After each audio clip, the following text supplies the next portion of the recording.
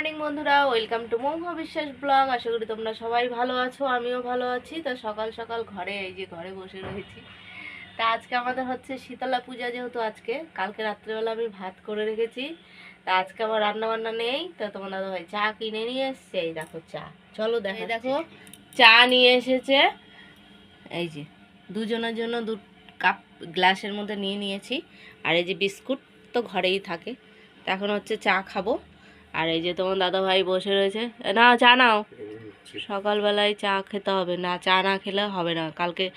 আজকে যেহেতু শীতলা পূজা আমাদের এখানে, তাই এই যে হাঁড়িতে ভাত আর আলু সিদ্ধ করে রেখেছি। এখন খাওয়া দাওয়া সেরে নি। বাইরে দেখো কালকে রাত্রে মুষলধারে বৃষ্টি হয়েছে, আর আজকে দেখো পুরো রোদ উঠে গেছে। তা যা যা হবে সবই শেয়ার করব।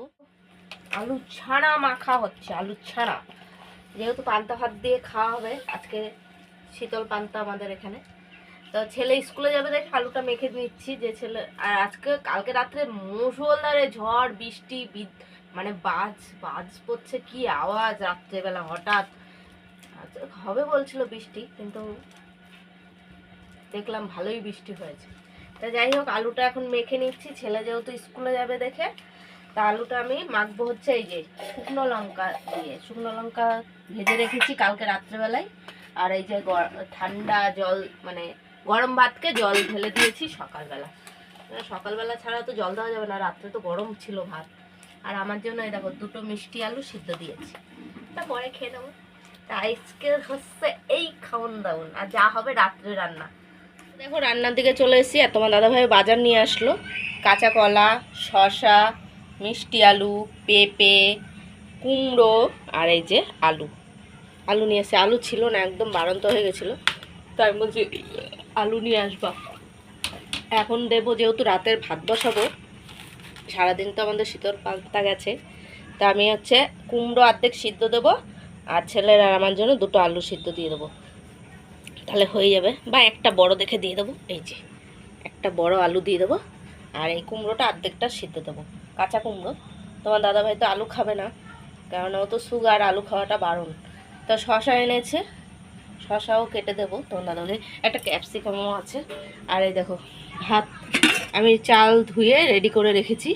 এখন শুধু কুমড়োটা আর আলুটা সিদ্ধ দিয়ে দেবো।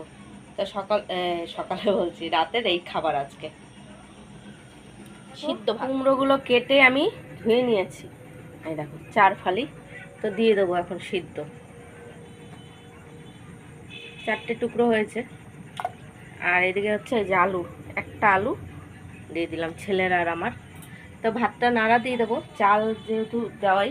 আর এগুলো সব এখন ফ্রিজে ঢুকিয়ে দেবো। শুধু কাঁচা কলাটাই বাইরে থাকবে, মিষ্টি আলু আর কাঁচা কলা। কেননা কাটা কুমড়ো যেহেতু, নাহলে নষ্ট হয়ে যাবে। আমি হাতা নিচ্ছি, ভাতটা নাড়া দেবো তার জন্য। আর গরম গরম সিদ্ধ ভাত খেতে দারুণ লাগে। ভেবেছিলাম খিচুড়ি, তা তোমার দাদা এনে দিল না, তাহলে খিচুড়ি খেতে হবে না, ভাত খাও। কি খাচ্ছিস? শীতলা পূজার প্রসাদ খাচ্ছি। ও মা খাও। শীতলা পূজার প্রসাদ? হ্যাঁ দে খাই। খাও। খিচুড়ি প্রসাদ বললা কথা। মা শীতলা, জয় মা শীতলা। ভালোই টেস্ট হয়েছে রে। দে আলুটা দে একটু। আলুটা খেয়ে ফেললি নাকি? তাই একটু খেয়ে নি। হেভি টেস্ট হয়েছে খিচুড়ি, যেহেতু ঠাকুরের প্রসাদ তো ভালোই হয়। দেখো ভাত আমার ফুটে উঠেছে, এখনো হয়নি, আর একটু হবে। সব সিদ্ধ দিয়ে দিয়েছি। তা ভাতটা হয়ে গেলেই খেতে দিয়ে দেবো। যেহেতু আমরা তাড়াতাড়ি খেয়ে নিই, আজকে একটু দেরি হয়ে গেল। আর খিচুড়ি প্রসাদ খেয়েছি একটু, তাই পেটটা ভরা ভরা। তাই এদিকে সাইকেলটা ঢুকে দিয়েছে, যেহেতু বাইরে একটু বৃষ্টি হচ্ছে ছিটা পিটা। তো বন্ধুরা, এই যে রান্না হয়ে গেছে সিদ্ধ ভাত। এই দেখো কুমড়ো সিদ্ধ আর আলু সিদ্ধ। এই যে তোমার ছেলেকেও দিয়ে দিয়েছি, তোমার দাদাভাইকেও দিয়ে দিয়েছি।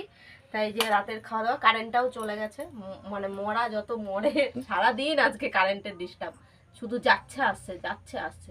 তাই যাই হোক, খাওয়া দাওয়া সেরে নিই। কালকে নতুন ভিডিও নিয়ে আসবো। ভিডিওটা যদি ভালো লাগে লাইক কমেন্ট সাবস্ক্রাইব করো, পাশে থেকেও সাপোর্ট করো, ভালোবাসা দিও। Good night.